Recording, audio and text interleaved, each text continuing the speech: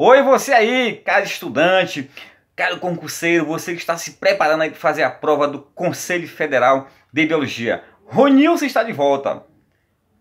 Nesse instante, vamos falar aqui sobre um assunto interessante: as comissões e os grupos de trabalho que compõem aí o nosso maravilhoso Conselho Federal de Biologia.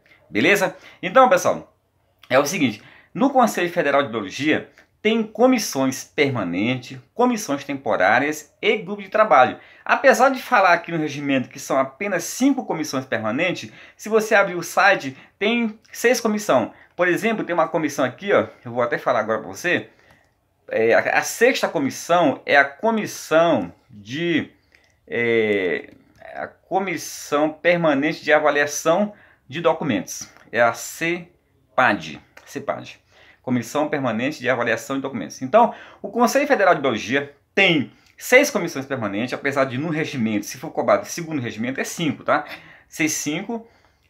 Tem, na realidade, 6, né? Tem 7 temporárias e 8 grupos de trabalhos. Beleza? Então tá.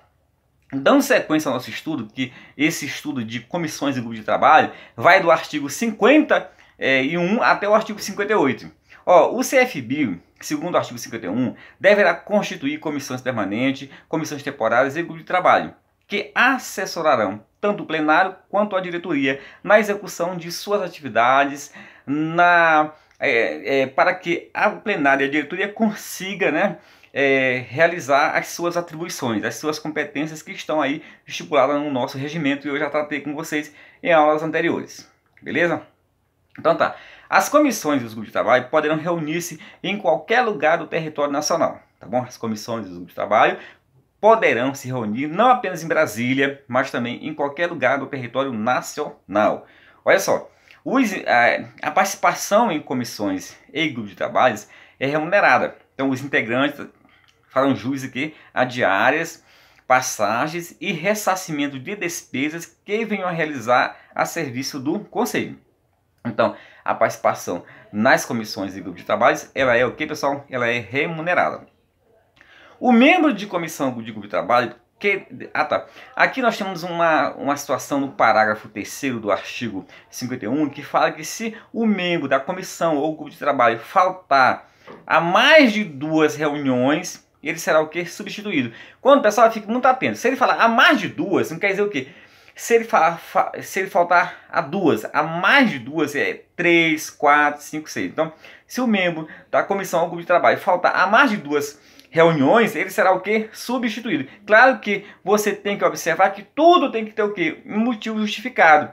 Por motivo de doença, saúde, a pessoa poderá faltar bem mais, mas aí ele justificou, entendeu? Então tá, olha só. As comissões e os grupos de trabalho terão prazos, pessoal. As comissões e grupos de trabalho terão prazo para a conclusão dos seus trabalhos. Veja só, não confunda. Existem as comissões permanentes, que eu vou já comentar sobre elas, que elas sempre vão existir ali, mas elas executarão trabalhos afetos às suas competências, às suas atribuições, que a gente já vai também discutir um pouco sobre isso. Mas, em regra, as comissões e os grupos de trabalho terão prazo para concluir os seus trabalhos. Esse prazo pode ser prorrogado pelo presidente do conselho e elas poderão tomar depoimentos, ouvir testemunhas, requerer perícias e demais diligências para a perfeita instrução de processo. Então, principalmente no que tange a processo disciplinar, as comissões, daqui a pouco a gente vai ver, elas podem se transformar em comissão de inquérito, tipo CPI no Senado, na Câmara dos Deputados. Então, elas podem o quê? Elas poderão o quê? Fazer inquérito, né? Tipo, pegar depoimento, ouvir testemunhas, fazer tudo que é relativo a um inquérito, por exemplo, policial, tá? Então elas terão esse poder de polícia. Poderão requerer perícias e demais diligências para a perfeita instrução processual. Então um processo precisa ser instruído com as peças, com as provas, né? Então, para que elas consigam, elas têm essa competência aí, tá? Essa competência para instrução processual. Beleza. Tá. Então tá, dando sequência aqui,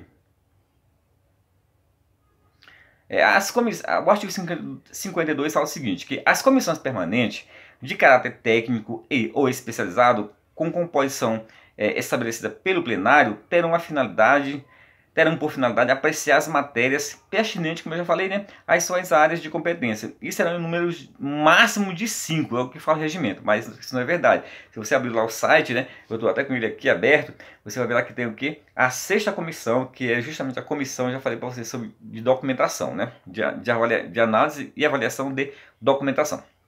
Então tá, aí quais são essas comissões? As comissões que estão no regimento são apenas 5, né? Porque fala que é no máximo 5, então esse regimento ele carece de atualização.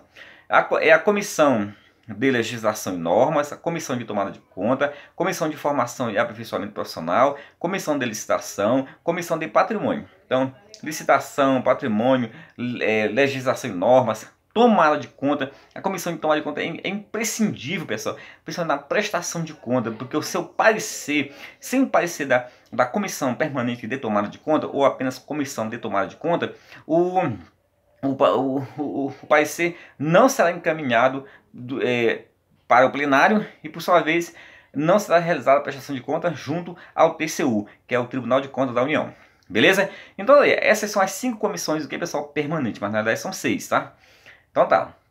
Aí eu vou falar só um pouco aqui rápido sobre as competências dessas comissões. Por exemplo, a comissão de legislação e normas, que é uma comissão permanente, tem a seguinte atribuição. Ela vai o quê? Analisar análise dos aspectos constitucionais e legais, entendeu? E normativo das normas reguladas do CFBio. Então, a análise dos aspectos constitucionais, legais e normativos das normas reguladoras, né, do CFBio, após ouvir a assessoria técnica quando couber, tá bom? Admissibilidade de resoluções, então a proposta de resolução passa por essa comissão aí de legislação e normas, onde ela que vai definir sobre se essa resolução ela vai ser admitida ou não. Então ela vai fazer o juízo de admissibilidade. Elaboração de redação técnica e análise de processos pertinentes à área. Então vamos verificar agora aqui a comissão de tomada de conta, que é uma comissão super importante, né? Entendeu? Ela faz o quê? Ela analisa as propostas orçamentárias e as suas reformulações, analisa as prestações anuais de conta e aprecia tudo qualquer matéria de cunho financeiro, tá bom? Então isso aí é o que? Se você lembrar, a tomada de conta é o que? Orçamento e reformulações. Prestação de conta e tudo que for afeto à parte financeira é com a comissão de tomada de conta. Ela que vai analisar tudo isso aí, tá bom? Comissão de formação e aperfeiçoamento profissional terá as seguintes atribuições: análise de assuntos relativos a curso, né? A curso e currículos, né? Os cursos e os currículos. Currículo é o quê? É a grade do curso, por exemplo, de biologia. E também ela realiza eventos como seminários, cursos, simpósios e outros. Então, a comissão de formação e aperfeiçoamento profissional terá as seguintes atribuições: análise de assuntos relativos a cursos, né? Estudo de currículos e definições técnicas e realização de eventos. Que eventos são esses? Seminários, cursos, simpósios e outros. Aí, a quarta comissão, que é a licitação, você já sabe que a comissão de licitação vai tratar de processo licitatório, né? Realizar e acompanhar todas as etapas do processo licitatório e selecionar a proposta mais conveniente em termos de preço e qualidade que melhor atenda às necessidades do CFBio. Isso levando em consideração ao que fala a Lei 8666 de 93, que é a Lei das Licitações. Beleza? Aí, por último, que o regimento analisa é a comissão, né, de patrimônio. Então, se é patrimônio, você vai lembrar sempre de bens, né? Então, ela faz o quê? Ela análise dos pedidos de alienação, doação e empréstimo de bens móveis. Então, análise dos pedidos de alienação, doação e empréstimo de bens móveis. Alienação é o quê? Vender ou doar. Então, falou alienação, não precisa nem falar doação, né? Já inclui, né? Acompanhar a incorporação de bens móveis e imóveis zelando pelo patrimônio. E providenciar a elaboração do inventário dos bens patrimoniais. Então, a contagem dos bens. Tá bom? Então, agora, vamos falar um pouco aqui sobre as comissões temporárias, tá? Você não pode esquecer que as comissões temporárias, elas terão que ter obrigatoriamente um conselheiro federal. Pode ser tanto efetivo quanto suplente. Então, as comissões temporárias podem ser criadas pelo plenário ou pela diretoria. Então, as comissões temporárias, tanto as comissões temporárias quanto os grupos de trabalho, podem ser criados pelo plenário ou pela diretoria. Tá bom? Então, as comissões temporárias poderão ser criadas pelo plenário ou pela diretoria e funcionarão para o fim específico por tempo determinado, é óbvio, né? Dependendo obrigatoriamente de, pelo menos, devendo obrigatoriamente ter pelo menos um conselheiro federal efetivo. Então, eu não posso deixar de ter pelo menos um conselheiro federal efetivo numa comissão temporária. Essas comissões, pessoal, temporárias, elas poderão ter caráter de inquérito, né? Na parte, eu já falei com vocês sobre o processo, né? Onde elas poderão colher depoimentos, para instruir processo, elas poderão ouvir testemunhas, colher depoimentos, levantar todas as provas para que possam instruir um processo disciplinar de maneira adequada. Então, elas poderão ter caráter de inquérito ou poderão ter caráter especial. Então, tá. Aí, vamos verificar agora aqui os grupos de trabalhos. Os grupos de trabalho serão indicados, como eu já falei, pelo plenário ou pela diretoria, para realizarem estudos especializados sobre assuntos de interesse dos biólogos. Terão um prazo determinado e poderão ser formados por biólogos ou pessoas de notável saber sobre o tema que justificar a sua criação, não havendo obrigatoriedade de ser composto por membros do conselho. Então, nos grupos de trabalho, quer dizer, ao contrário das comissões temporárias, todos os membros que o compõem poderão ser o quê? Pessoas fora dos conselheiros, ou seja, poderão ser qualquer pessoa, qualquer biólogo, tá bom? Ou mesmo uma pessoa de outra área com notável saber. Tranquilo? Então, prosseguindo aqui. As comissões dos grupos de trabalho manifestar-se-ão através de pareceres, tá? De caráter opinativo e sobre a matéria sujeita a exame. Pessoal, aí agora eu vou conversar com você o seguinte.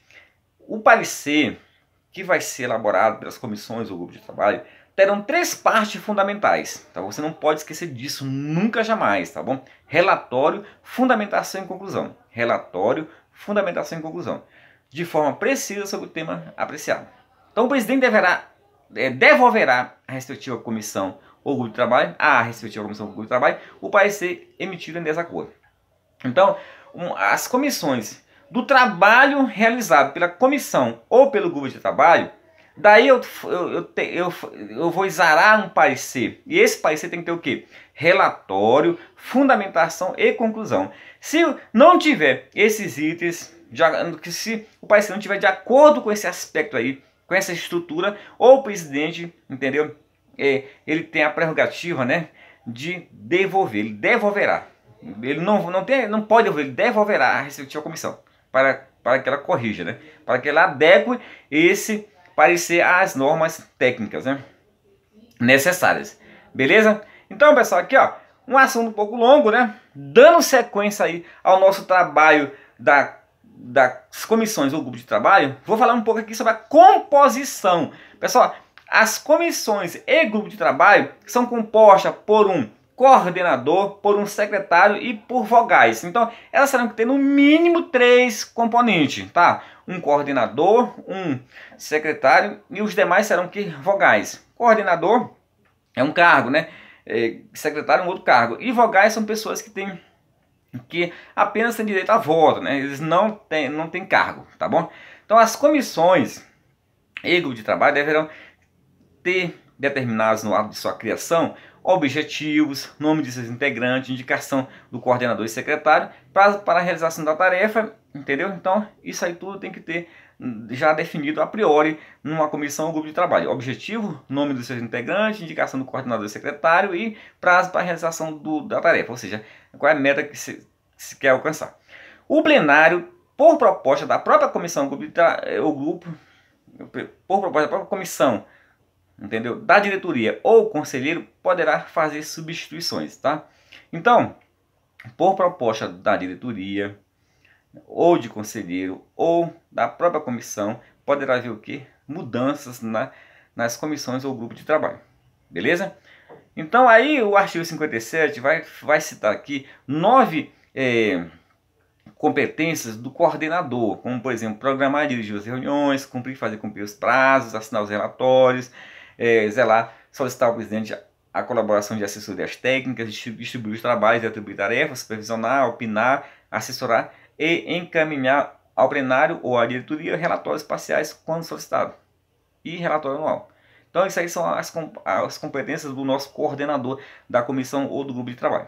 Beleza? Então fechando aqui o artigo 58, né, compete ao secretário ou da comissão ou grupo de trabalho, primeiramente secretariar as reuniões, redigir atas, substituir o coordenador no caso de impedimento. Então o secretário da comissão ou grupo de trabalho é substituto do coordenador em caso de impedimentos. Beleza, galera? Então tá aí. É um tema longo, né? O que você não pode esquecer é que as comissões e grupos de trabalho são órgãos de assessoramento do do plenário ou da diretoria, e que existe comissões temporárias e comissões permanentes. Existe grupo de trabalho que também são temporários, beleza? A composição é de no mínimo 3 membros, coordenador e secretário. Cada um desses componentes aí tem as suas funções, tá bom? Existe no máximo 5 comissões permanentes, tá? Eu já citei, mas na verdade são 6, tá? E as comissões do grupo de trabalho fazem seus trabalhos de acordo com as suas áreas de competência, e daí exara um parecer, que esse parecer contém 3 partes fundamentais, que é o relatório, a fundamentação e a conclusão. E que sem isso aí o presidente não irá admitir. Beleza, galera? Então tá aí. Esse é o trabalho de hoje. E agora, vou falar com você mais uma vez, tá? Aqui o meu livrinho aqui, ó. 500 questões comentadas, tá, pessoal? Olha essa. As 100 de ética e as 100 da legislação são comentadas. Aí tem mais 100 de atualidades e tem mais 100 de informática, tá? Então esse material aqui é R$25. Ele é vendido apenas em PDF. Galera, é o seguinte. Outra coisa também que eu queria te falar. Nós temos um curso aqui em Taguatinga em andamento, né? Eu não sei se ainda tem vaga para quem quiser entrar a partir de agora, mas o certo é o seguinte, que agora nós temos um mega evento que eu estou realizando na Faculdade de Processo, que é o nosso aulão de véspera. Esse aulão de véspera ele vai acontecer, ele vai ser de 9 às 18 horas, do dia 25. Ele é para você que vai fazer o concurso aí para agente administrativo, que é para mim fundamental. Então, de manhã é as matérias básicas todas do edital, né? Português, informática, raciocínio lógico, legislação, entendeu? Atualidade, ética no serviço público, e à tarde a parte específica. Então esse aulão, cara, é imperdível. É lá na Faculdade de Processos, em Águas Claras. A matrícula é exclusivamente comigo. Ela vai ser dividida em 3 lotes, e para você pegar mais detalhes sobre o valor, a programação direitinho, entre em contato comigo pelo WhatsApp 991 990866. Muito obrigado, tchau!